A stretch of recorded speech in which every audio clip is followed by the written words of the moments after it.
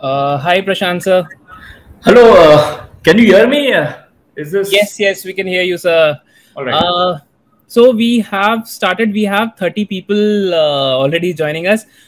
First of all, thank you so much, Prashant sir, for taking out the time. I know you're a very busy person, and I mean, Opstra, the thing that you have created, it's absolutely magnificent. I personally am a user. I'm sure बहुत सारे लोग who are here would be using it and would be very thankful to you for that.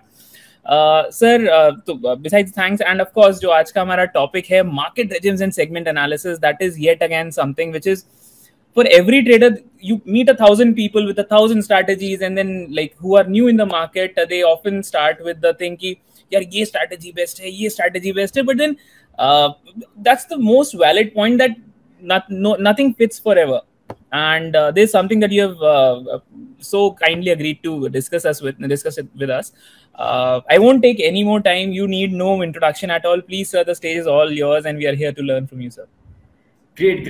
First of all, thank you very much for having me here in the wonderful things that you are doing, and so I'm very happy to discuss this important aspect about trading or investment.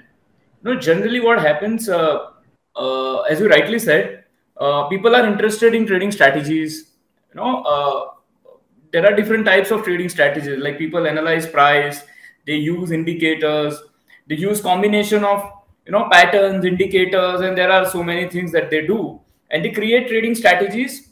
There are people who create trading strategies, there are people who simply analyze charts, and their nature of trading is kind of subjective, right? So they analyze charts, they decide whether they want to buy or sell, and at what level they want to do it. So they analyze support, resistances, breakout, and things like that. So broadly, there are two types of method of trading. Like there is a subjective analysis, and then there are people who trade strategies. They create them. They are kind of objective traders. So whether they are algo traders, whether their method is automated, or they kind of rule based traders.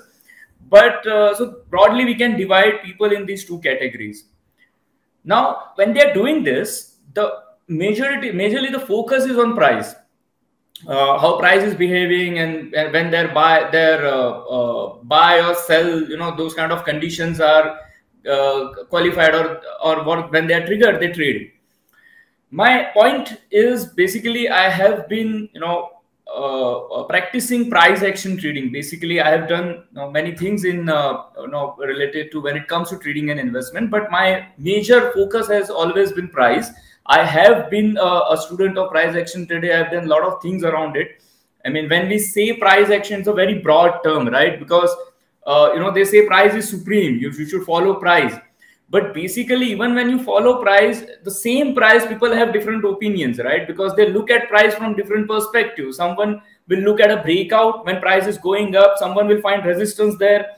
And there are various opinions. These opinions are based on the strategy that they are following, they're learning, or what they know about the price, or about the method of analysis. So we say price is supreme, we follow price. Basically, every technical analyst or everyone who is following technical analysis is actually following price. That the whole branch of analysis is based on price. Whether and there are so many methods of analysis. Like someone is looking at a breakout, someone is following Elliott wave, or there are different theories. I mean, someone will look at that there is a dynamic wave in place, and someone will find market overbought at the same time. So there are different ways of looking at the price. So now when it comes to price action, so one method of trading is price, but then there are different market scenarios. I mean, when we say if it's a breakout method, like if you trade a breakout, usually what happens, for example, I'm trading a breakout, and based on some kind of price action or some strategy. Now what happens is there are favorable and non-favorable periods of trading that strategy. It's not only about breakout, it's about any trading strategy. There are some favorable and non-favorable periods of trading that strategy. whether it is a price action based trading strategy or you have a different trading strategies, and there you will find that in a particular period your strategy is doing good, but at the same time you will realize that it was working well and now it is not really working. All this, every trader goes through this kind of thing, and there are these kind of experiences that everyone faces here. So basically, when I was practicing all this, and I used to do a lot of trading systems, back tested, all this I have done on various charting types as well.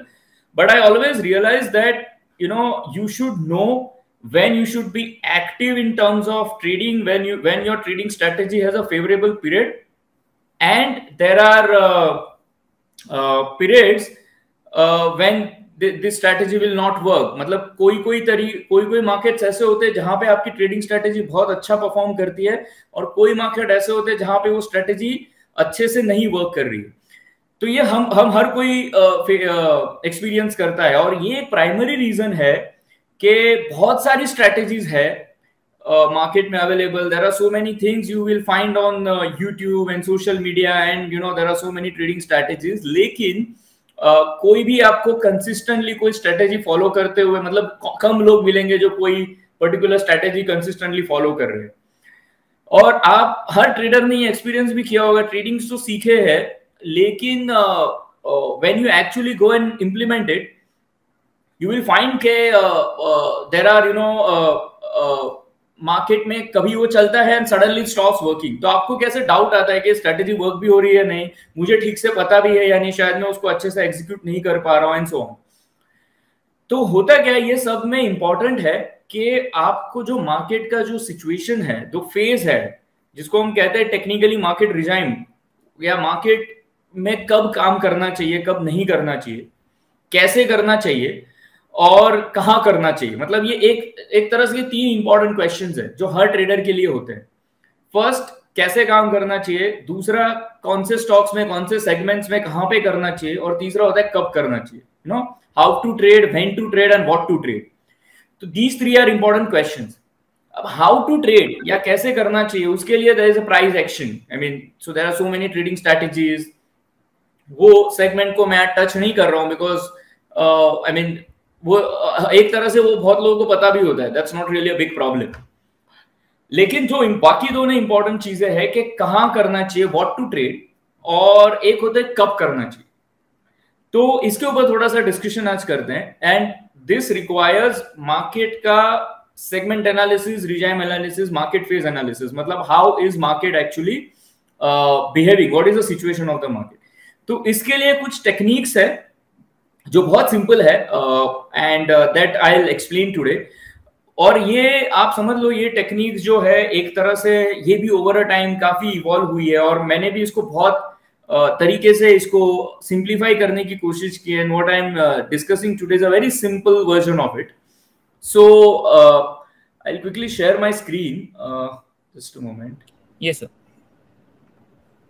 Okay, so can you see this chart? Yes, we can, sir. All right.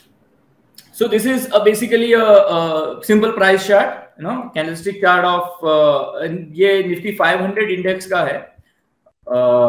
So you can see it for index, for stocks, और ये सब तो हम लोग normally करते ही है. This is price, be simply a price chart. Now when you will decide के अब ट्रेड करना है, कौन से इसमें करना है, तो बेसिकली हम प्राइस चार्ट देखते हैं। ऐसा ही एक सिंपल जो होता है वो लाइन चार्ट होता है, जो आजकल तो बहुत लोग वैसे फॉलो नहीं करते, but this are very simple और बेसिक नेचर ऑफ चार्ट, जहां पे प्राइस एक्शन हमें क्लियरली दिखता है, राइट। ये सिंपल लाइन चार्ट है जहां पे हम क्लोजिंग प्राइसेस कनेक्ट करते हैं। So when it is going up it's bullish, no, and ये जो रेड मार्क है व्हेन इट इज फॉलिंग और when it is kind of sideways. तो ये तो सिंपल चार्ट है। यहाँ पे भी हम एनालिसिस कैसे कर सकते हैं, we can plot indicators on this chart, we can simply look at price action, जहां पे इस टाइप के हम ब्रेकआउट्स देख सकते हैं, जहां पे ये this is kind of inverted head and shoulder, though I don't get into those terms because वहां पे सब्जेक्टिविटी ज्यादा होता है, बट ये काइंड ऑफ राउंडिंग बॉटम है, और उसके बाद ये small correction and then follow through. तो ये हम लोग ट्रेंड लाइन खींच के ब्रेकआउट देख सकते हैं, और ये फिर यहाँ अप ट्रेंड है जहां पे मैं इंडिकेटर भी कोई सिंपल लगा दूं तो वी कैन रीड इट। अब ये एक तरह से सिंपल लाइन चार्ट है। इसी फॉर्मेट में अगर हम देखें ना, एक मेथड ऑफ एनालिसिस है जिसको कहते हैं ratio chart, ratio analysis. Ratio analysis actually क्या होता है कि आप देखिए, अगर मैं किसी दो इंस्ट्रूमेंट को प्लॉट करूं एक साथ, जैसे ये एक रेशियो चार्ट होता है, हम लाइन चार्ट या कोई प्राइस चार्ट ओपन करते हैं तो हम एक इंस्ट्रूमेंट प्लॉट करते हैं, यहाँ पे हम दो इंस्ट्रूमेंट्स प्लॉट करते हैं। It's a very popular method of plotting instrument. जैसे अगर मैं यहाँ पे प्लॉट कर दूं निफ्टी 500, ठीक है, ये एक मैंने इंडेक्स लिया, और एक दूसरा स्क्रिप्ट टू मैंने लिया निफ्टी 50। तो इसमें क्या होता है, ये दोनों का मैं रेशियो प्लॉट कर सकता हूं, और ये ऐसा ही आपको लाइन चार्ट दिखेगा, राइट। ये सिंपल लाइन चार्ट है, जैसे अभी हमने निफ्टी 500 इंडेक्स का, इस लाइन चार्ट को कहते हैं रेशियो चार्ट। इसमें बेसिकली क्या है, दो इंस्ट्रूमेंट्स है, निफ्टी 500 और निफ्टी 200। तो जो मैंने पहला इंस्ट्रूमेंट प्लॉट किया निफ्टी 500, उसको इसमें कहते हैं न्यूमरेटर, एंड जो दूसरा इंस्ट्रूमेंट है निफ्टी 50, इसको इसमें कहते हैं denominator. So there are always two instruments in the ratio chart. When you plot it, there is numerator, there is denominator, right? अब इसका मतलब क्या है, ये कैलकुलेट कैसे होता है? Whenever we plot it, ये चार्ट में we calculate the ratio of numerator divided by denominator. मतलब मान लीजिए न्यूमरेटर कोई स्टॉक है जो 200 रुपए पे ट्रेड कर रहा है, डिनोमिनेटर स्टॉक है जो 100 रुपीज पे ट्रेड कर रहा है, तो 200 divided by 100, the ratio is 2। ऐसे में डेली बेसिस पे उसका रेशियो कैलकुलेट करूं और उसको प्लॉट करूं तो ये इस तरह से रेशियो चार्ट बनेगा। तो ये दिखता लाइन चार्ट की तरह, बेसिकली ये है रेशियो, ठीक है। तो जब ये रेशियो ऊपर जा रहा है ना, आप सोचिए रेशियो ऊपर कब जाएगा ये चार्ट में, when it will actually behave, how will it behave, कि आपका रेशियो ऊपर जा रहा है, इसका मतलब है जो न्यूमरेटर है वो डिनोमिनेटर से बेटर कर रहा है ना। अगर 200 है और नीचे 100 है, अगर 200 वाला प्राइस ज्यादा ऊपर जा रहा है डिनोमिनेटर से, तो रेशियो आपका ऊपर जाएगा। तो इन अ वेरी सिंपल टर्म्स, जब ये रेशियो ऊपर जा रहा है, that means numerator is out performing denominator. जब ये रेशियो नीचे जा रहा है, that means numerator is under performing denominator, ठीक है। यहां तक अगर सिंपल है, तो अब आप जब इस चार्ट को एनालाइज करते हो, अब यहाँ पे आप पैटर्न देख के ट्रेंड लाइन खींच सकते हो, या आप यहाँ पे बोल सकते हो ये अप ट्रेंड है, ये डाउन ट्रेंड है। मैं एक सिंपली कोई इंडिकेटर भी, एक बहुत ही सिंपल इंडिकेटर जैसे मूविंग एवरेज, ठीक है, ये मूविंग एवरेज अगर इसके ऊपर मैं लगा दूं, मान लो मैंने 50 पीरियड का मूविंग एवरेज लगाया, तो अब आप देखिए ये जब मूविंग एवरेज के नीचे है इसका मतलब डाउन ट्रेंड है, जब मूविंग के ऊपर है इसका मतलब अप ट्रेंड है। ये तो मैंने बिल्कुल एक सिंपल प्राइस की तरह एनालाइज किया, लेकिन यहाँ पे प्राइस नहीं है, यहाँ पे रेशियो है। दैट मीन्स जब ये रेशियो बुलिश है तो जो न्यूमरेटर है वो आउट परफॉर्म कर रहा है। इसका मतलब है निफ्टी 500 इंडेक्स जो है वो निफ्टी 50 को आउट परफॉर्म कर रहा है जब मैंने ये रेशियो चार्ट इस तरह से लगाया, राइट। आपको ये चीज समझने का जरूरत है कि when we are saying this, जैसे हम प्राइस एनालाइज करते हैं, जब प्राइस बुलिश होता है, मान लो ये मूविंग एवरेज में प्राइस पे लगाऊं, और जब वो प्राइस बुलिश है, इसका मतलब प्राइस ऊपर जा रहा है, price is in up trend, price is strong. लेकिन जब रेशियो चार्ट बुलिश है, इसका मतलब है कि जो न्यूमरेटर है वो आउट परफॉर्म कर रहा है। कभी कभी ये भी होता है कि डिनोमिनेटर, मान लो इस केस में न्यूमरेटर निफ्टी 500 है, डिनोमिनेटर निफ्टी 50 है, इसका मतलब ये भी होता है कि Nifty 50 is bullish, Nifty 50 is going up, तो Nifty 500 is also going up, but Nifty 500 index is going up more than Nifty 50, ठीक है। In simple words, it is out performing. Same way जब ये बेरिश है तो Nifty 50 is under performing. There is also possibility कि दोनों bullish है लेकिन न्यूमरेटर ज्यादा बुलिश है। ये भी हो सकता है कि दोनों बेरिश है लेकिन न्यूमरेटर थोड़ा कम बेरिश है, मतलब दोनों गिर रहे हैं, न्यूमरेटर थोड़ा कम गिर रहा है, इसकी वजह से भी रेशियो बुलिश होता है। तो कभी कभी वो मार्केट होता है ना जहां पे डाउन ट्रेंड है, लेकिन कोई सेक्टर या कोई स्टॉक उतना नहीं गिर रहा है जितना मार्केट गिर रहा है ना। तो ऐसे टाइम पे जब वो स्टॉक कम गिर रहा है, इसका मतलब उसमें थोड़ी स्ट्रेंथ है ना। मार्केट गिर रहा है, सब कुछ बेरिश है, लेकिन वो स्टॉक कम गिर रहा है, वो इंडेक्स कम गिर रहा है, तो उसका मतलब भी वहां पे कुछ स्ट्रेंथ है, वहां पे थोड़ा सा बेटर है। ऐसे टाइम पे उसका रेशियो जो है ना वो बुलिश टर्न हो जाएगा, है ना। ये आप इमेजिन करोगे तो आपको समझ में आएगा कि कभी कभी क्या होता है, ये दोनों का रिलेशनशिप है। तो इसका मतलब और एक चीज क्या है, कभी कभी ये होता है कि इंडेक्स डाउन साइड है और जो न्यूमरेटर है वो ऊपर जा रहा है, तो क्लियर आउट परफॉर्मेंस है। तो इसको कहते हैं, ये रेशियो चार्ट एक सिंपल वे ऑफ एनालिसिस है कि दो इंस्ट्रूमेंट्स में परफॉर्मेंस का ट्रेंड कैसा है। मैंने इस चीज को बहुत डिटेल में राइट फ्रॉम बेसिक एक्सप्लेन किया है मेरी book outperforming the markets here to strengthen breadth analysis में। इसमें ये सब्जेक्ट को पूरे डिटेल में मैंने वैसे कवर किया है, बुक अमेज़न पे अवेलेबल है। लेकिन द पॉइंट हियर इज, अगर आपको ये समझ में आ जाता है कि इस तरह से आप आउट परफॉर्मेंस देख सकते हो किसी भी इंस्ट्रूमेंट का, तो इसको तो आप सेक्टर्स में यूज कर सकते हो, आप स्टॉक्स में यूज कर सकते हो, you can use it in any instrument, right. अब आते हैं हम अपने वो सब्जेक्ट पे कि हमें मार्केट का एक फेज एनालाइज करना है, मार्केट को हमने समझना है। अब इसमें मैंने ये रेशियो चार्ट जो है ना, जो आपको एक्सप्लेन किया, इसको हम एक टूल लेके ये समझ सकते हैं कि मार्केट जो है वो अभी किस तरह से बिहेव कर रहा है, तो उसका स्ट्रेंथ कैसा है। तो पहले आते हैं हम निफ्टी पे। जब हम निफ्टी को देखते हैं या निफ्टी पे कोई कॉल या व्यू हम शेयर करते हैं, तो basically what is the way के we look at the price of the Nifty और we can do some analysis. हम लोग देखेंगे ओवरबॉट है, ओवरसोल्ड है, इंडिकेटर के ऊपर है, all that we can do. तो प्राइस एक्शन, प्राइस एनालिसिस होता है निफ्टी पे। Then the next is what is the strength of the Nifty.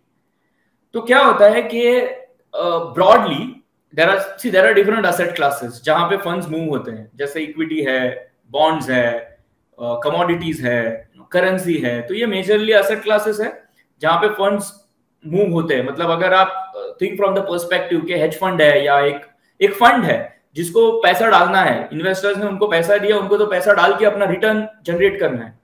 वो पैसा कहां डालेंगे? वो उसी जगह डालेंगे जो मार्केट में स्ट्रेंथ है, जहां परफॉर्मिंग है।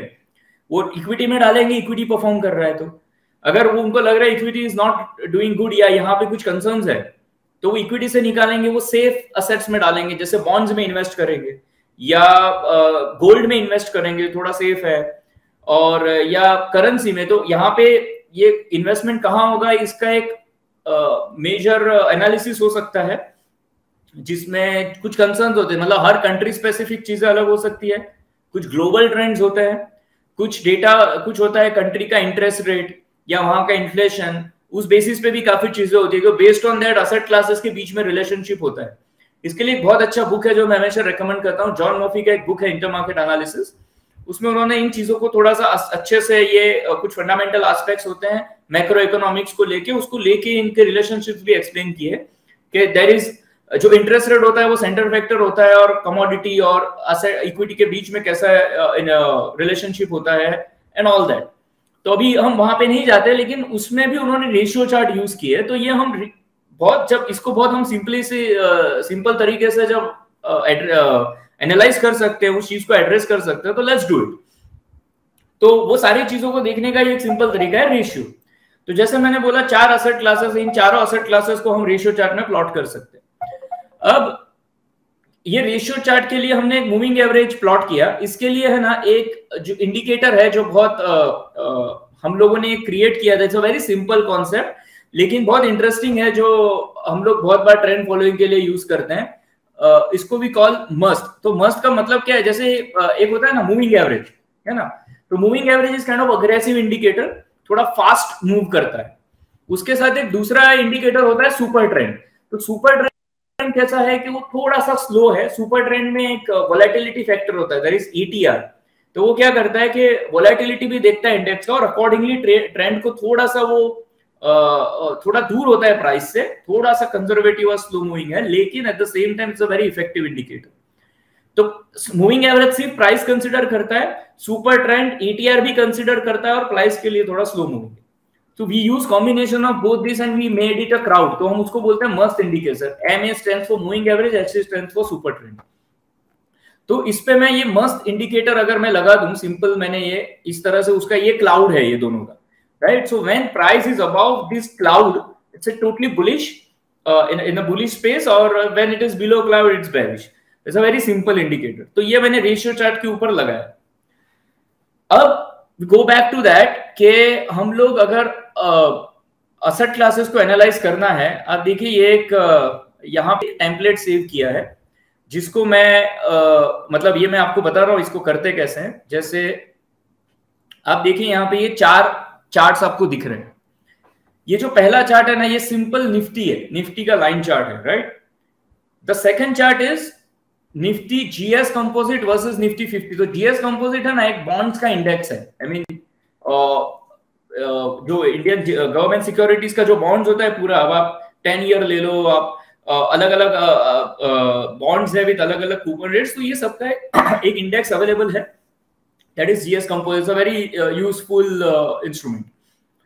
Then third, this chart is gold, gold divided by Nifty. ये सिंपल गोल्ड नहीं है, गोल्ड का रेशियो चार्ट है, गोल्ड को हमने निफ्टी से डिवाइड किया है। And this chart is USD INR, currency versus Nifty. तो ये चारों का रेशियो चार्ट है। अब जब ये निफ्टी तो चार्ट बुलिश है, इसका मतलब है Nifty price is bullish, the chart is bullish.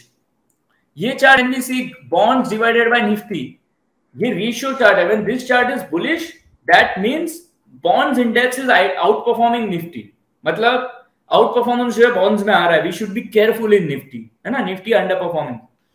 ये चार्ट आप देख रहे हो गोल्ड डिवाइडेड बाय निफ्टी, इसका मतलब है हाउ गोल्ड इज बिहेविंग। अगर आप मैं थोड़ा पीछे जाऊं, आप देखिए यहाँ पे there was a strong up trend of gold, तो यहाँ पे gold was out performing Nifty. When that is happening, तो आपको निफ्टी में तो कॉशियस होना है, और अगर आपकी कोई strategy, you can also be active in gold. और ये जो चार्ट है, this is currency divided by Nifty. When this is bullish, that means currency अच्छा कर रहा है, that means there are global concerns also, मतलब you have to be cautious in Nifty. अब आप इस मोमेंट पे देखोगे तो ये एक सीक्वेंस कैसा है कि Nifty price is bullish, bonds are underperforming, gold is under performing and currency is under performing. That tells you कि निफ्टी ट्रेंड इज बुलिश। जब ये इक्वेशन ऐसा नहीं है, when there is you see के निफ्टी में या तो बुलिश नहीं है या निफ्टी बुलिश है लेकिन कोई और एसेट क्लास भी आउट परफॉर्म कर रहा है, इसका मतलब है कि you have to be cautious. कभी कभी निफ्टी बुलिश होता है, कोई asset class suddenly outperform करना चालू करता है, that means you have to be cautious. आपको इक्विटी में थोड़ा सा ध्यान रख के काम करने की जरूरत है। So you know, this is a tool to understand when you should be active in equities और निफ्टी, और आपको निफ्टी में ट्रेडिंग स्ट्रेटजीज कौन सा करते हैं, ये एक इसके बाद हम लोग वो डिस्कस करेंगे। Based on this how you decide your trading strategies. लेकिन this is a simple tool to understand when Nifty is actually in strong, Nifty trend is actually strong, या you have to be cautious. At the same time it also tells you कि आपको gold में कभी काम करना चाहिए या currency में कब काम करना चाहिए। Because you know gold, if you have analyse, और आप अगर एक्सपीरियंस ट्रेडर्स हो, you will agree with me के गोल्ड के भी बीच बीच में एक पीरियड आते हैं जहां पे वो अच्छा काम करता है, but suddenly it goes you know flat या साइडवेज एंड एवरी, वो रेंज बाउंड हो जाता है। एंड देयर आर टाइम्स जहां पे ब्रेकआउट, फिर गोल्ड का एक स्ट्रॉन्ग मूव आता है, जब आप ट्रेड करो आपको उसमें अच्छा काम हो सकता है।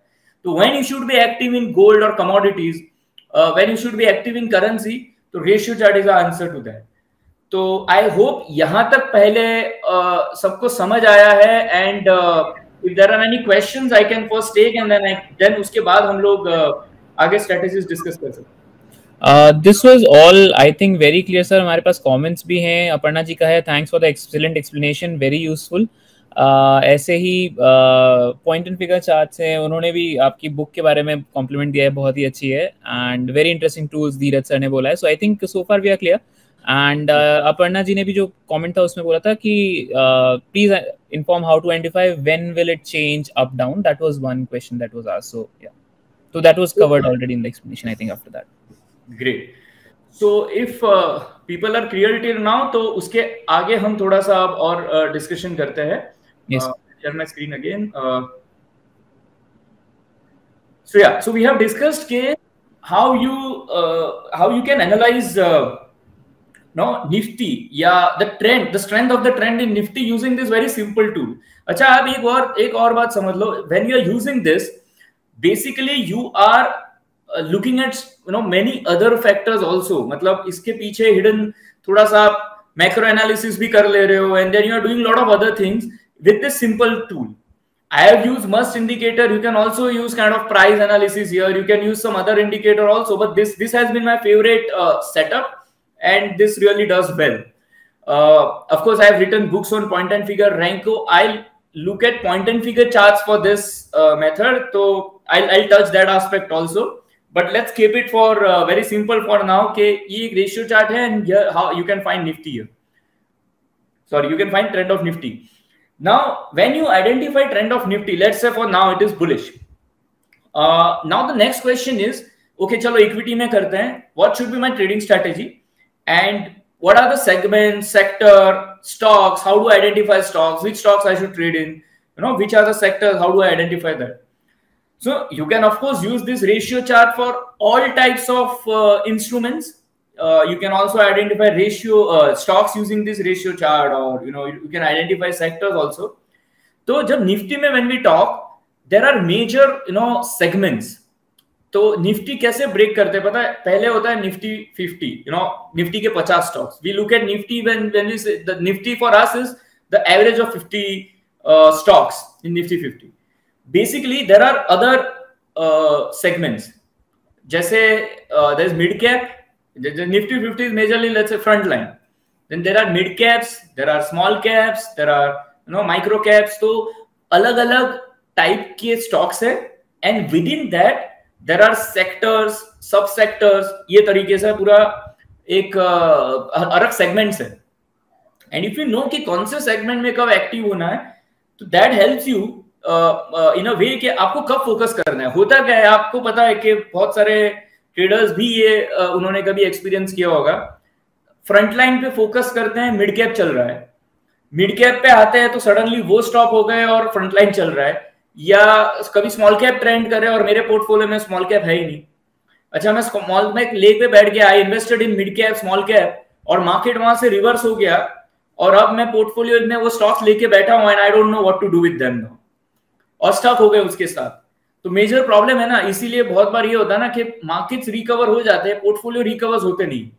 तो एंड वी तो keep coming across this kind of issues के जहां पे स्टॉक्स पड़े हैं और बहुत टाइम से, अब उसका क्या करना है, बिकॉज वो जब चल रहे थे उसमें इन्वेस्ट किया, फिर निकले नहीं, पता नहीं कैसे निकलना था, और फिर अब मार्केट नीचे भी आया, उसके बाद ऊपर भी गया, वो स्टॉक्स नहीं चल रहे, कोई और स्टॉक्स चल रहे.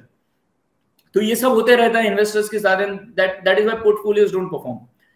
और दूसरा एक होता है ना कि एक हमेशा एक एम्बिग्विटी होता है, यू नो, व्हेन पीपल से वी इन्वेस्ट और वी ट्रेड. तो general concept is when we are short term traders we will trade, I mean trading short term trading के लिए होता है, and when I invest, तो एक पता नहीं एक जो चीज है जो मुझे कभी लाइफ में समझ नहीं है कि when we invest what is the horizon. I am investing, अगर आप एक साल के ऊपर के लिए इन्वेस्ट कर रहे हो, 1 to 3 years के लिए कर रहे हो, it's a long term investment. And आप शॉर्ट टर्म के लिए कर रहे हो, इट्स अ ट्रेडिंग. ये सब ऐसा नहीं होता है. There are only 2 types of thing. एक तो आप इन्वेस्ट करके भूल जाओ अपने ग्रैंड चिल्ड्रन के लिए, ठीक है, मतलब आपको स्टॉक को कभी देखना ही नहीं, आपने उस बिजनेस में इन्वेस्ट किया, यू फॉरगेट इट. तो वो होता है लॉन्ग टर्म इन्वेस्टमेंट. दूसरा, if you want to exit or exit at some point in time, that is a trading. You can call it long term trading. It's a trade. Basically you want to invest at some exit at some point in time, चाहे वो 1 साल के बाद और 3 साल के बाद. और वो 1 साल और 3 साल डिसाइड कैसे किया, मेरी रिक्वायरमेंट के हिसाब से, मुझे फंड्स लगेगा, या यू नो मेरा बच्चा ग्रेजुएशन मुझे उसकी पढ़ाई के लिए चाहिए, या मेरे टैक्स में मुझे उसके बाद चाहिए. तो मार्केट आपके बच्चे की पढ़ाई या टैक्स देख के तो चलेगा नहीं. Because when you invest in for 1 year, वो 1 ईयर 2008 हो गया तो क्या, एंड वो 1 ईयर बिफोर कोविड हो गया तो क्या. तो you don't know, I mean time के हिसाब से मार्केट नहीं चलता है, राइट. तो आपको अगर कोई टूल है जिसके बेसिस पे, even if you are investor, trader, जो भी आपका टाइम होराइजन है, you need some kind of technique कि कब एंट्री करना है, कब तक रहना है और कब निकलना है, ठीक है. तो उसके लिए ये एक और इंपॉर्टेंट चीज है, ये आपको हर तरह से ये टूल हेल्पफुल हो सकता है, in trading also, in investment also. तो कमिंग बैक टू कि अब आप मार्केट सेगमेंट में एनालिसिस के लिए जो हम इंडेक्स देखते हैं ना, वहां पे 4 इंपॉर्टेंट इंडेक्स है जिसको मैंने जिस हिसाब से मैंने एक और टेम्पलेट बनाया, आई विल शो यू. तो ratio mid and small cap. अब इसमें भी चार चार्ट्स है. अगर आप इसको देखोगे, ये पहला जो चार्ट है ना, this is Nifty 500 divided by Nifty 50, जो first ratio chart that we saw. ये निफ्टी 500 इंडेक्स है ना, इसमें 50 स्टॉक्स भी है. जो निफ्टी 50 के 50 स्टॉक है ना, वो भी निफ्टी 500 स्टॉक में. तो इसेंशियली जब हम ये चार्ट देखते हैं ना, this is a trend of Nifty 450 stocks, 500 minus 50. तो वो, क्योंकि अगर निफ्टी 50 ऊपर जा रहा है तो 500 भी तो ऊपर जा ही रहा है. लेकिन अगर ये चार्ट ऊपर है, इसका मतलब है वो जो 450 स्टॉक है ना, वो बेटर कर रहे हैं 50 स्टॉक से भी. सो यू नो कि वो सेगमेंट में ध्यान देना चाहिए। मतलब हम लोग सिर्फ फ्रंट लाइन लेके बैठेंगे और समझ में आया मिड कैप चल गया। तो ये पहला चार्ट है निफ्टी 500 डिवाइडेड बाय निफ्टी 50। दूसरा चार्ट है Nifty mid small 400 index divided by Nifty 50। ये एक बहुत इंपॉर्टेंट ग्रुप है। इसमें ना 400 स्टॉक्स का ये ग्रुप है जहां पे मिड कैप और स्मॉल कैप के स्टॉक्स हैं। एंड आप उसका अगर ट्रेंड देखोगे, ये अगर बुलिश हो रहा है कभी, तो आपको समझ में आएगा mid cap small cap index है ना, ये बुलिश हो रहा है। ठीक है, यहाँ पे आपको ध्यान देना है। ये आप देख रहे हो, ये निफ्टी स्मॉल कैप 250 का इंडेक्स है, मतलब स्मॉल कैप्स, और ये निफ्टी माइक्रो कैप 250 का इंडेक्स है। तो ये ट्रेंड जो होता है ना, ये चारों में आपको ये समझ में आता है कि निफ्टी अगर बुलिश है तो कौन सा सेगमेंट है ना वो अच्छा कर रहा है, कहां पे मुझे ध्यान देना है। अभी आप रिसेंटली ट्रेंड देखोगे, this is kind of one of you know kind of इतना स्ट्रॉन्ग ट्रेंड निफ्टी 50 में मिड कैप्स में बार बार देखने नहीं मिलता है। जैसे आपने ये चार्ट देखो, यहां से बुलिश टर्न हो गया, ये चार्ट यहां से बुलिश टर्न हो गया। जब भी ये क्लाउड के ऊपर चला जाए समझ लो आप बुलिश है। अगर ये चारों ही क्लाउड के ऊपर है ना, इसका मतलब है आपको काम तो मिड कैप स्मॉल कैप में करना है, तो वो आउट परफॉर्म करेंगे। चाहे आप वहां ट्रेड करो, चाहे आप इन्वेस्ट करो, you have to be active in that segment. और आप इसमें देखोगे ये बुलिश ट्रेंड है, और ये माइक्रो कैप तो वन ऑफ द बेस्ट रहा इन चारों में, आउट परफॉर्मर रहा है। तो ये जो आप देखोगे तो this is a strong bullish trend. तो your next step is when you see कि Nifty is doing good, asset classes से बाहर अच्छा कर रहा है, then your next is segment analysis कि कहां काम करना है, मिड कैप, स्मॉल कैप या front line. When this charts are not bullish या थोड़े डाइसी है या आसपास होते हैं जो जनरली होता है, तो उस टाइम पे यू शुड नो कि मुझे निफ्टी के लार्ज कैप में ज्यादा ध्यान देना है, थोड़े बाकी सेक्टर्स में ध्यान देते हैं। लेकिन जब ये इक्वेशन है, जब ये चारों स्टॉक्स तो अपने क्लाउड के बाहर है, दैट मीन ज्यादा दिमाग नहीं लगाना है, सिंपल ब्रेकआउट्स भी ढूंढो मिड कैप में, दे विल डू वेल। और ऐसे टाइम पे आपको बहुत सारे एनालिस्ट मिल जाएंगे सोशल मीडिया पे, क्योंकि हर आप कुछ भी दे दो वो चलने वाला है। तो आपको बहुत रॉकेट उड़ते दिखेंगे वो जो दिखते हैं ना सोशल मीडिया पे, बिकॉज यू विल सी कि आपने थोड़ा ब्रेकआउट देख के कुछ कर लिया, and that stock will do well, because उसका जो पीरियड है ना उसके लिए फेवरेबल है, एंड उसमें कोई गलत नहीं है। आपको स्टॉक्स चल रहे तो काम करना ही चाहिए, ब्रेकआउट भी ढूंढने चाहिए, सपोर्ट पे भी लेना चाहिए, you should know. But you should know कि आपको अभी एक्टिव होना है, and you should also know कि कब तक एक्टिव रहना है। क्योंकि ये जो bull, there is a saying कि बुल मार्केट में बहुत सारे एनालिस्ट प्रोड्यूस होते हैं, और वो सारे बाद में लॉन्ग टर्म इन्वेस्टर्स बन जाते हैं जब वो बुल मार्केट रिवर्स होता है। तो आपको ये समझ में आना चाहिए कब तक करना है। तो जब तक ये इक्वेशन इंटैक्ट है, जब ये चारों क्लाउड के ऊपर है, तब तक we should be active in this segment, there is nothing to worry. But जैसे ये इक्वेशन चेंज होता है, when this starts under performing या Nifty starts under performing, you have to get out. फिर समझ लो इसका ये रैली खत्म हो गया है, and now you have to be cautious. अब आपका ट्रेडिंग स्ट्रेटेजी चेंज होना चाहिए। ठीक है। दूसरा, जब ये सब हो रहा है और आप निफ्टी में इंडेक्स ट्रेडिंग कर रहे हो या निफ्टी में ऑप्शंस ट्रेडिंग कर रहे हो, ये आपको उसके लिए भी हेल्प करेगा। जब वहां पे काम कर रहे हो ना, ये मत सोचो कि अभी मिड कैप चल रहा है, कभी तो फ्रंट लाइन भी चलेगा तो हम वहां भी ब्रेकआउट करते जा रहे हैं, दैट विल नॉट परफॉर्म। आपको उस टाइम पे वहां पे रेंज बाउंड स्ट्रेटेजीज होती है, साइडवेज स्ट्रेटेजी होती है, ऑप्शन राइटिंग वाली स्ट्रेटेजी होती है, that will work well, because focus और अटेंशन जो यहाँ ब्रेकआउट्स चलेंगे, वहां पे ब्रेकआउट्स नहीं चलेंगे। ठीक है। जैसे अगर Nifty is out performing gold, तो लार्जली गोल्ड पे ब्रेकआउट्स नहीं चलेंगे, वहां पे साइडवेज चलेगा ना। तो वैसे ही यहाँ पे जब when this segment is active, you should trade breakouts और स्ट्रेटेजीज हियर, और एट द सेम टाइम आपका निफ्टी इंडेक्स और बैंक निफ्टी वगैरह में आपका मोर और लेस रेंज बाउंड या simple strategies will work well. और आपको वो देखना है कि जब बीच में पीरियड में when bank Nifty is out performing Nifty and all that, वहां पे भी आपको रेशियो विल हेल्प। लेकिन आपके कौन से ट्रेडिंग टाइप की ट्रेडिंग स्ट्रेटेजी एक्टिव होने चाहिए ना, ये आपको ये सेगमेंट एनालिसिस से अच्छे से पता चल सकता है। और इसलिए कि कभी कभी क्या होता है कि बहुत ट्रेडिंग स्ट्रेटेजी आप कंसिस्टेंटली फॉलो करो, when there is non favourable period, उस टाइम पे या तो आप उसका ड्रॉ डाउन हैंडल करो, वो तो डेफिनेटली एक अच्छा तरीका है, you are a discipline trader investor. लेकिन अगर आप रिजाइम एनालिसिस करो, आप मार्केट को सेगमेंट एनालिसिस करो, और आपको ये पता चले कि अब यहाँ पे हमें काम ही नहीं करना है या काम कर्म कर देना है ये स्ट्रेटेजी में, तो आपका पेन जो है वो कम हो जाएगा।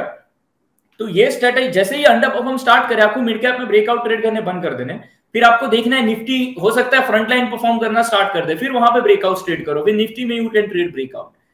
तो इस तरह से आप अपना ट्रेडिंग स्ट्रेटेजीज जो है वो डिसाइड कर सकते हो based on these two things. So हमने अभी तक क्या डिस्कस किया, 2 स्टेप्स। 1, पहले निफ्टी का स्ट्रेंथ एनालिसिस, एंड सेकंड ये सेगमेंट एनालिसिस, राइट? अब इसमें अगर कोई क्वेश्चन है तो let me know. Very clear sir, बस छोटे मोटे क्वेश्चन है कि चार्ट्स का नाम was ratio charts that we are discussing, and second was कि एक क्वेश्चन विनय सर का आया था, can this be done with TradingView? Yeah, so you can, of course, I am sure कि ratio charts trading view में भी possible है, तो shouldn't be a problem. However, ये जो charts जो मैं दिखा रहा हूँ DefineEdge के प्लेटफॉर्म पे जो freely available है, तो you can go to tradepoint.defineedge.com, you can go to zone.defineedgesecurities.com, ये सब freely available. Awesome. But of course, you can do it on trading view as well. Awesome, awesome. बाकी sir काफी सारे thanks हैं आपके लिए, तो we can, I think we can continue. नहीं ठीक है। ऑलराइट, सो आप देखिए ये जो ये टेक्निक है ना, इसके पीछे मैंने जैसे पहले ही बताया बहुत सारा लॉजिक है। तो ये आपको बहुत सिंपल टेम्पलेट्स में जो दिख रहा है ना, उसमें बहुत सारा उसके पीछे आप ऑलरेडी बहुत एनालिसिस कर चुके हो। अगर आप डिसिप्लिन से इसको फॉलो करते हो तो यू विल ऑलवेज नो। आपने 2 स्टेप्स आपको टॉप डाउन अप्रोच जिसको कहते हैं मार्केट में, वो तो आपने अचीव कर लिया है ना। यू नो के निफ्टी कैसा कर रहा है एंड देन सेगमेंट कैसा कर रहा है। अब इसमें मैं आपको 1-2 चीजें और शो करता हूं। I just share again before I also discuss further. इसमें और क्या है कि मैं I point and figure chart, people who know ratio Renko chart, they can use that also. एक एडवांटेज है उसमें।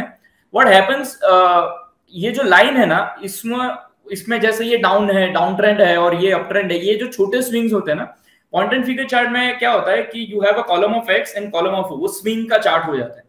तो वो नॉइज जो है ना, वो प्राइस चार्ट से भी कम करता है और रेशियो चार्ट से भी कम करता है। तो अगर आप यही सिंपल मैं आपको टेम्पलेट दिखाऊं तो Nifty mid and small cap का आप देखिए, ये पॉइंट एंड फिगर का चार्ट है। आपको यहाँ पे कुछ नहीं करना है, लास्ट कुछ कॉलम्स पे ही ध्यान देना है, बिकॉज इसमें ऑलरेडी बहुत सारा डेटा है और वो नॉइज वैसे भी हटा देता है डेटा से। तो ये सिंपल स्ट्रेंथ देखिए, अगर मैं ये बॉटम देखूं ना, ये है मार्च का, तो मार्च लेके अब तक का ट्रेंड है जून का, ये इतने कॉलम्स में ही दिखा रहा है। तो इसमें क्या होता है ना, ये जो स्विंग है, इसको ये जो लॉन्ग एक्स है ना, इसको कहते हैं एंकर कॉलम, या इसको it indicates that there is out performance. जब आपको लंबा कॉलम ऑफ एक्स दिखे ना, तो समझ जाने का आउट परफॉर्मेंस है। और उसके बाद क्या ब्रेकआउट होता है। तो ये जो पैटर्न है ना, ये आरएस चार्ट पे, दे आर माय फेवरेट। मतलब अगर मैं स्टॉक्स देखूं, मैं सेक्टर देखूं, मैं निफ्टी देखूं, सेगमेंट एनालिसिस देखूं, तो आई लुक एट प्राइस पैटर्न्स। जब प्राइस पे मुझे ये ब्रेकआउट दिख जाता है ना, तो वहां मेरा कंफर्ट आ जाता है। Because for me relative strength और आरएस, इसको बोलते हैं आरएस चार्ट्स, ये RS charts are leading indicator. They are I have experience कि वो कभी कभी प्राइस के पहले ही टर्न भी होते हैं, इंडिकेट भी करते हैं, because it's a trend of out performance और अंडर परफॉर्मेंस। अब आप देखिए, यही अगर ये निफ्टी 550 है, ये भी आउट परफॉर्मेंस है, ये भी फेब और मार्च का है। बट अगर आप इसका पैटर्न देखोगे तो ये कैसा है कि ये सिंपल एक डबल टॉप बाय है, ये 3 कॉलम में ये पूरा 2-3 महीने का पैटर्न है। लेकिन एट द सेम टाइम यहाँ पे मल्टीपल पैटर्न्स है, ठीक है, और यहां मुझे दिखता है कि हर एक पैटर्न में मुझे एक अलग अपॉर्चुनिटी मिलता है। तो this is my favourite template. और इनफैक्ट आपको ये जो लॉन्ग कॉलम ऑफ एक्स और वो दिख रहे हैं इस बार, ये दिस इज लाइक, जिसको अगर आप देखोगे overall, see this is kind of all time high. जो माइक्रो कैप में आपको ये लंबा ब्रेकआउट यहाँ पे मिला, and that's solid long column of x which is still running. तो ये मिड कैप स्मॉल कैप में जो ये रैली है, दैट्स अ स्ट्रॉन्ग रैली। मतलब ये ऑल टाइम हाई के ऊपर है इसका ये जो चार्ट है। When you know something like this, आपको अगर कोई chart stock all time high पे दिखता है, तो टेक्निकल एनालिसिस में जैसे हमने बोला ना, ultimately it's price. When it is at all time high, कोई क्वेश्चन ही नहीं है कि आप बोलो कि ये बेरिश है। आपको वहां रेजिस्टेंस दिखे, आपको कंफर्ट ना हो, दैट्स अनदर थिंग। लेकिन when it is at all time high, it's a bullish thing, there is no two ways about it. Same way जब ratio chart all time high पे है, इसका मतलब क्लियर है कि आउट परफॉर्मेंस जो है that's at all time high, it's a clear strong trend, there is no two ways about it. तो इसी तरह से जब आप ये टेम्पलेट देख रहे हो, आपको पता है कि आउट परफॉर्मेंस अभी इस सेगमेंट का है। आप इस एग्जांपल को मत, सिर्फ इसको मत देखो, आप इसको एज अ प्रिंसिपल समझने की कोशिश करो, this is happening right now. लेकिन आप कोई भी और भी न्यूमरेटर यहाँ पे देख रहे हो, जैसे मिड कैप स्मॉल कैप है, they are at all time high, it's a strong trend. आपको कुछ सोचना ही नहीं है इसमें ब्रेकआउट ट्रेड करने। सेम वे अगर आप कोई सेक्टर देख रहे हो, आप सेक्टर वर्सेस निफ्टी देख रहे हो, आप स्टॉक वर्सेस इंडेक्स देख रहे हो, अगर ये ट्रेंड आपको दिखे, यू शुड वो आपके लिए बहुत अच्छा एक मेथड ऑफ एनालिसिस है। तो right now I mean I look at these are the price pattern, और उसमें क्या होता है, एक बार आपको ट्रेंड समझ में आ गया, जैसे मुझे ये ट्रेंड समझ में आ गया ना, तो इसके बाद देयर इज अ ब्रेकआउट। तो ये ब्रेकआउट जो है, यहाँ every breakout is an opportunity के यहाँ पे मुझे नया ट्रेड करने का अपॉर्चुनिटी। कभी मिड कैप स्मॉल कैप में आता है, कभी अलग अलग सेक्टर्स में आता है। अब मैं आपको एक बहुत इंटरेस्टिंग फैक्टर बताता हूँ कि when you identify leaders, you know क्या होता है कि जब आप स्टॉक्स ट्रेड करते हो, आप प्राइस पैटर्न एनालिसिस करते हो, आप मान लो स्कैन कर लो स्टॉक। हाँ, मैं इस रेशियो के बेसिस पे स्टॉक्स को स्कैन भी करता हूँ। यहाँ पे एक आरजोन करके एक सेगमेंट है, you can identify you know stocks के कौन से परफॉर्म कर रहे हैं। लेकिन जब आप स्टॉक्स स्कैन भी करते हो ना, मान लो बुल मार्केट है, जैसे आपको अगर मिड कैप स्मॉल कैप समझ में भी गया, चलो आउट परफॉर्म करने कौन से स्टॉक्स करने, तो जब आप एनालाइज करोगे तो लंबा एक लिस्ट आ जाएगा स्टॉक्स का। अब उसमें से कहाँ इन्वेस्ट करना है, ये एक क्वेश्चन हो सकता है, उस पर और लंबा डिस्कशन पॉसिबल है। लेकिन एक बात हमेशा ध्यान रखना, जब सेक्टर या segment when it starts out performing, her rally जो होता है ना, उसके लीडर्स अलग अलग होते हैं। ये मैं आपको सेक्टर एनालिसिस पे बहुत सारे एग्जांपल्स के साथ समझा सकता हूं। जैसे मान लो मेटल्स परफॉर्म कर रहे हैं, इफ आई रिमेंबर करेक्टली, हाँ लास्ट ईयर में फेब मार्च के करीब एक सॉलिड रैली था मेटल्स में। ऐसे बहुत सारे और एनालिसिस है, there was a rally in IT index बीच में, या pharma index during covid and all that. तो वो जब एनालिसिस, मान लो 2-3 महीने एक सेक्टर ने अच्छा परफॉर्म किया, वो 2-3 महीने तक क्या होता है, देयर आर सम अप्स, मतलब एक स्विंग होता है सेक्टर में, then there is a correction, then there is another swing, and then there is a correction and so. वो जो पहला एक स्विंग का करेक्शन होता है ना, उस टाइम के कुछ स्टॉक्स होते हैं जो लीडर होते हैं, मतलब they are contributing in that rally. वो जब तक वो स्विंग इंटैक्ट है ना, those leaders will continue to outperform. मतलब अगर आप मेटल इंडेक्स देख रहे हो अच्छा चल रहा है, आप देख रहे हो टाटा स्टील अच्छा चल रहा है, तो कभी कभी क्या होता है कि टाटा स्टील अच्छा चल रहा है, जेएसडब्ल्यू स्टील भी अच्छा चलेगा, जिंदाल स्टील भी अच्छा चलेगा, वहां इन्वेस्ट करो। लेकिन वो जब तक वो रैली इंटैक्ट है ना, Tata Steel will continue to outperform, it will do better than other stocks. हो सकता है अदर स्टॉक्स भी चले because overall sector is moving, but that leader will continue to outperform. और उसके बाद जब करेक्शन होता है, दूसरा स्विंग होता है ना, उस टाइम पे लीडर कोई और होता है। तो even though entire sector is doing well, आपको हर रैली में है ना वो लीडर आइडेंटिफाई करना है कि उस सेगमेंट का लीडर कौन है ना। इसके बहुत टूल्स है जो हम कभी डिटेल में और डिस्कस हम लोग अदरवाइज करते रहते हैं, तो ये हम कभी उसके लिए और डिटेल डिस्कशन प्लान करेगा। But you can even simple screen analysis से भी आपको समझ में आता है। कभी भी ये ध्यान में रखना, इफ यू सी के मारुति अच्छा चल रहा है, तो पहले मारुति मत देखो, पहले देखो कि टाटा मोटर भी अच्छा चल रहा है क्या, पहले देखो अशोक लेलैंड भी अच्छा कर रहा है क्या, जितने भी ऑटो इंडेक्स में स्टॉक है उसमें सबसे अच्छा कौन कर रहा है, और ऑटो इंडेक्स अच्छा कर रहा है क्या। अगर ऑटो इंडेक्स भी अच्छा कर रहा है तो टाटा मोटर मारुति बाय मत करो, जो सबसे अच्छा कर रहा है उसको बाय करो, and your portfolio will do well. ये ट्रिक हमेशा ध्यान में रखना। तो I have explain that in my book also. So identifying leaders, that's a very, ये आपको हमेशा ये ट्रिक जो है ना वो हेल्प करेगा। So when you are looking at mid cap small cap, जब भी आपको दिखे कि मिड कैप स्मॉल कैप में ब्रेकआउट आ गया हर रैली में, ये जो पैटर्न है ना, हर पैटर्न में जब अपने को दिखे कि नया कंटिन्यूएशन पैटर्न ब्रेकआउट आया, what do I do is I go to Nifty mid small cap का इंडेक्स एंड आई सी के कौन से स्टॉक्स अच्छा परफॉर्म कर रहे हैं, और उन स्टॉक्स में ही अगर आप ब्रेकआउट ट्रेड करो, there are more chances कि वो stocks that they will continue to do well और वो अच्छा रिटर्न्स देंगे देन अदर्स। तो ये एक ट्रिक है to identify leaders. Of course उसके लिए I do kind of go to scanners, I do lot of things here, there are ratio scanners, there are point and figure based scanners, so I use scanners for that, but उस basis पे हम लोग कर सकते हैं। और दूसरा, before I conclude, एक चीज जो है छोटा जो मैं टच कर रहा हूं यहाँ पे, बिकॉज ये भी है related to segment analysis. This is known as a breadth analysis of markets. होता क्या है, मान लो आप निफ्टी 50 स्टॉक्स देख रहे हो, अगर निफ्टी के 50 स्टॉक्स का जो एवरेज है ना वो निफ्टी 50 है, उसमें से क्या होता है, व्हेन कुछ हैवी वेट स्टॉक्स होते हैं, मार्केट कैप जिनका अच्छा वो हैवी वेट होता है, तो वो परफॉर्म करते हैं तो निफ्टी इंडेक्स ज्यादा परफॉर्म करता है। तो कुछ ऐसे स्टॉक्स होते हैं जिनकी वजह से इंडेक्स परफॉर्म करता है, लेकिन मार्केट सेंटीमेंट है ना वो उस बेसिस पे डिटरमाइन होता है कि कितने स्टॉक्स कंट्रीब्यूट कर रहे हैं, बिकॉज इन्वेस्टर्स के पोर्टफोलियो में अलग अलग टाइप के स्टॉक्स हैं। निफ्टी ऊपर कर रहा है तो जा रहा है तो हम कहते हैं मार्केट अच्छा है, doesn't mean that portfolios are doing well, because ये हो सकता है कि उनके पास जो स्टॉक्स है वो चल नहीं रहे। इफ आई रिमेंबर 2018 का रैली, मतलब मार्केट वाज डूइंग गुड, सिर्फ निफ्टी के 50 स्टॉक्स अच्छा कर रहे थे, तो वो एक पॉपुलर उसमें वो भी कॉन्सेप्ट आया था ऋतिक HRITI के, वो 6 स्टॉक्स है वही चल रहे हैं, बाकी कुछ चल ही नहीं रहे मार्केट में। तो उनके पास जो 6 स्टॉक्स है वही पोर्टफोलियो अच्छा कर रहे हैं, overall sentiments are not that good, है ना। ये तो मार्केट में डिटरमाइन क्या करता है कि ज्यादा स्टॉक्स जब कंट्रीब्यूट करे then market is doing good. उस एनालिसिस को कहते हैं ब्रेथ एनालिसिस या ब्रेथ इंडिकेटर्स। एक बहुत पॉपुलर ब्रेथ इंडिकेटर है एडवांस डिक्लाइन, मतलब कितने number of stocks are doing good, but वो इंडिकेटर जो है ना वो डेली आपका रीडिंग प्लॉट करो, उससे ज्यादा वो कुछ खास यूजफुल है नहीं। तो एक सिंपल ब्रेथ इंडिकेटर जैसे हो सकता है ना, अभी मैं आपको यहाँ पे एक एग्जांपल दिखाता हूं। जैसे ये मान लो आप कोई भी इंडिकेटर जो यूज कर रहे हो ना उसको हम ब्रेथ इंडिकेटर में कन्वर्ट कर सकते हैं। जैसे मान लीजिए मैं एक सिंपल मूविंग एवरेज कैलकुलेट कर रहा हूं, तो एक मूविंग एवरेज में करूं कि जो क्लोजिंग प्राइस है वो जो है मुझे वो चाहिए 50 डे के ऊपर। अगर किसी भी स्टॉक में 50 डे के ऊपर क्लोजिंग प्राइस है तो वो है वो बुलिश है वो स्टॉक, ठीक है। तो इसके लिए मैं ग्रुप सिलेक्ट कर रहा हूं निफ्टी 50 का इंडेक्स, और ये ऑफ कोर्स पीरियड है। तो आप देखिए ये जो चार्ट है ना, यहाँ पे ये कैंडलस्टिक चार्ट है, और ये जो ये चार्ट है ना ये ब्रेथ इंडिकेटर है। तो ये क्या कर रहा है, निफ्टी के 50 स्टॉक्स में एक एक स्टॉक को कैलकुलेट कर रहा है कितने स्टॉक्स 50 डे मूविंग एवरेज के ऊपर है।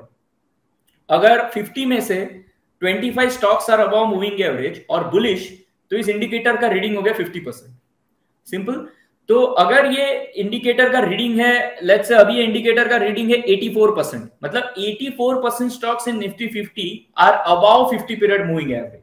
तो अब ये इंडेक्स, ये इंडिकेटर जब बुलिश है, that means stocks are doing good, more stocks are bullish and overall index का हेल्थ इज बुलिश, राइट। तो इस तरह से आप ब्रेथ इंडिकेटर, अलग बहुत सारे टाइप के ब्रेथ इंडिकेटर है जो आप यूज कर सकते हो। जो मेरा फेवरेट ब्रेथ इंडिकेटर है वो P&F अब P&F पोर्शन निकाल दो, मतलब कितने स्टॉक्स जो है वो अप स्विंग में है और कितने जो है वो बेरिश स्विंग में है।